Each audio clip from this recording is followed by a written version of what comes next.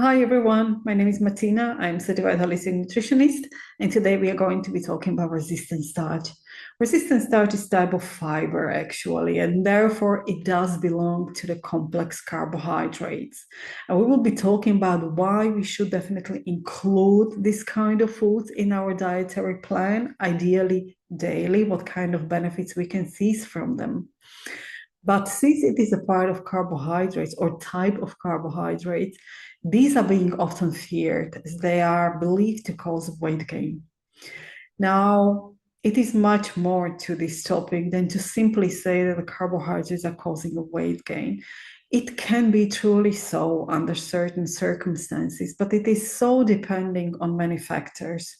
It is strongly depending on type of carbohydrate we choose, right?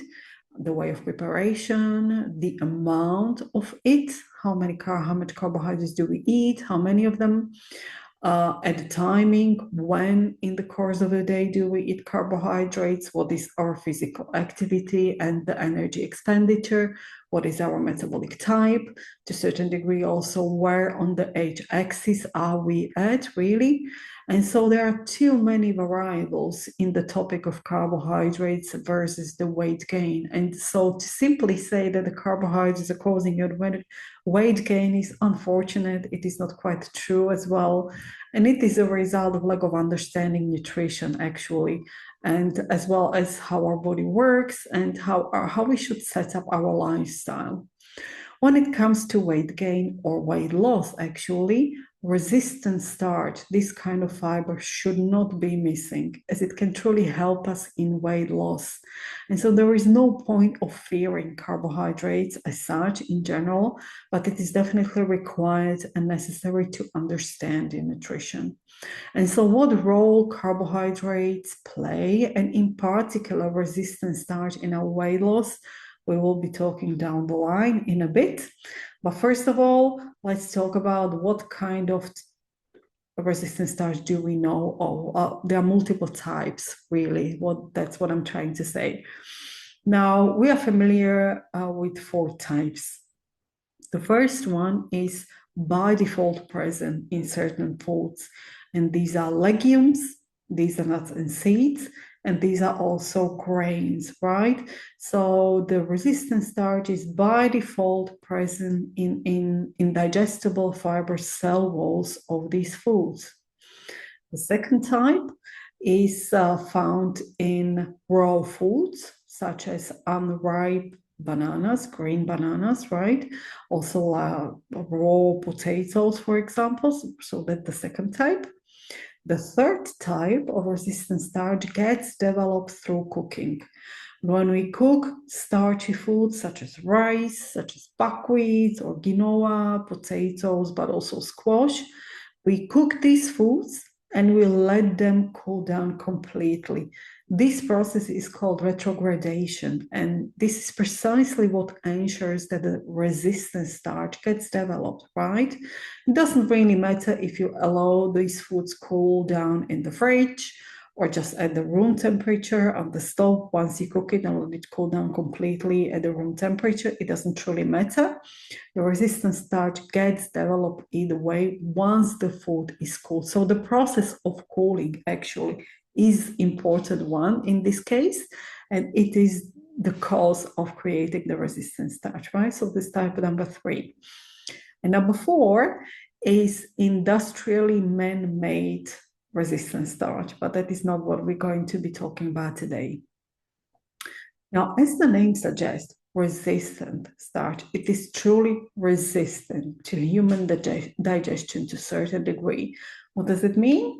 That we are not able to absorb these foods fully, meaning we are not able to absorb all the calories fully from these foods. And that is also one of the reasons why they can be helpful in weight loss, right? So since they are resistant to digestion, we are not able to absorb them fully. We get truly less calories.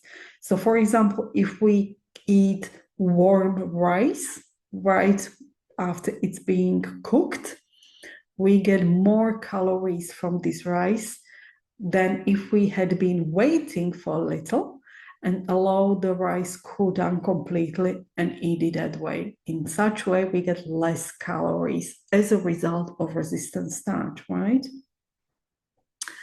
So these are the 4 types which we can use.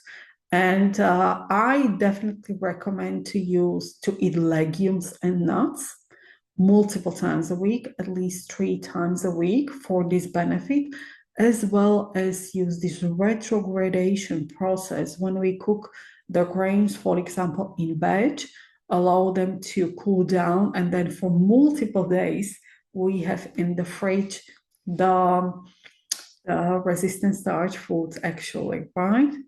Now, this is one way how can it contribute to the weight loss, right? So that we do get less calories if we utilize these foods in a certain way. Now, the second way, the second cause, how can we use these? They're quite filling and they do extend and prolong feeling of satiety. Now, these are carbohydrates, so it's incredibly important that we chew them properly, right? I have made a video about it. Why is chewing of these foods so super important? And so if we chew these foods properly and we achieve or we reach the feeling of satiety faster, right? So that is also one of the reasons why we should be chewing properly. So we reach the feeling of satiety faster, therefore we eat less foods, as well as if they extend and prolong satiety, we are not hungry as often, therefore we eat less food yet again, right? So the second point. The third one, they stimulate body fat oxidation. What does that mean? It has been proven by many studies that resistant starch does accelerate the way how our body burns fat, right? So, and this is quite important if we want to lose weight, right? We want to accelerate the pace and the rate by which our body burns fat. And resistant starch is definitely a factor, important factor in that can help us in this endeavor. So now we have already 3 factors why resistant starch should not be missing on our meal plans if we want to lose weight, in spite of the fact that it's being carbohydrate, right? Now, that is weight loss, right? But resistant starch does play actually even multiple, perhaps even more important roles for our overall health and well-being. That is metabolic health and as well as gut health. Now, colon and the large intestine is most probably most happy from the resistant starch meals, right? It does feed, these kind of foods do feed healthy gut bacteria. Healthy gut bacteria do require carbohydrates, oligosaccharides in particular, right?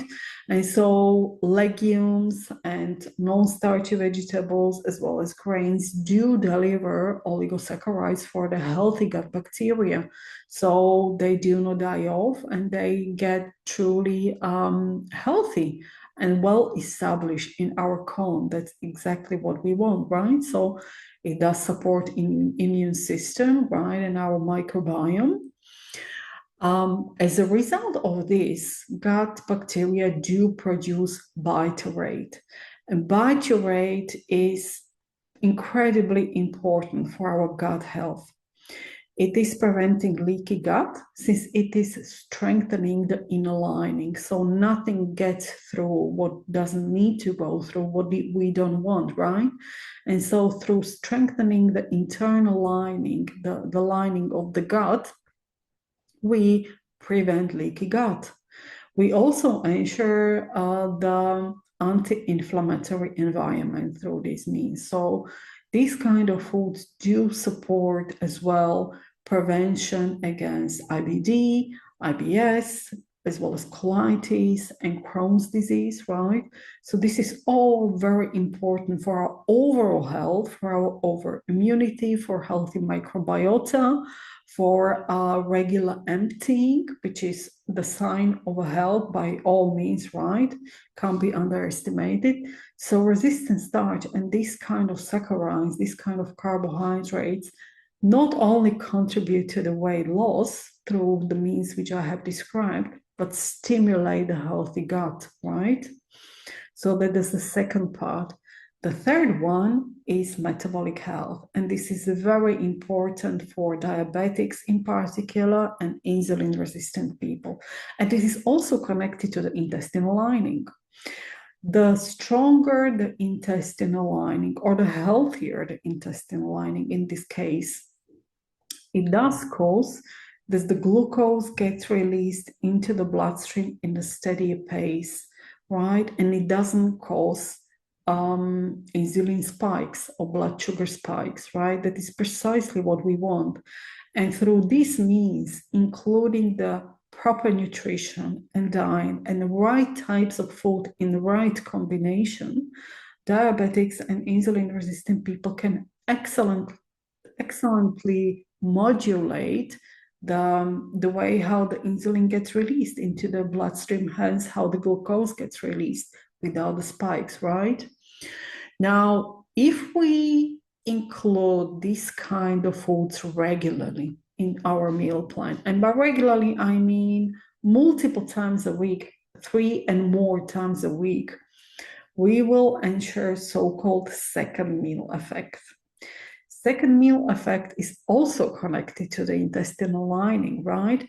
And it means that even the following meals, if they contain carbohydrates, this glucose and the carbohydrates get released slowly into the bloodstream as a result of a resistant starch meal, right? What does that mean?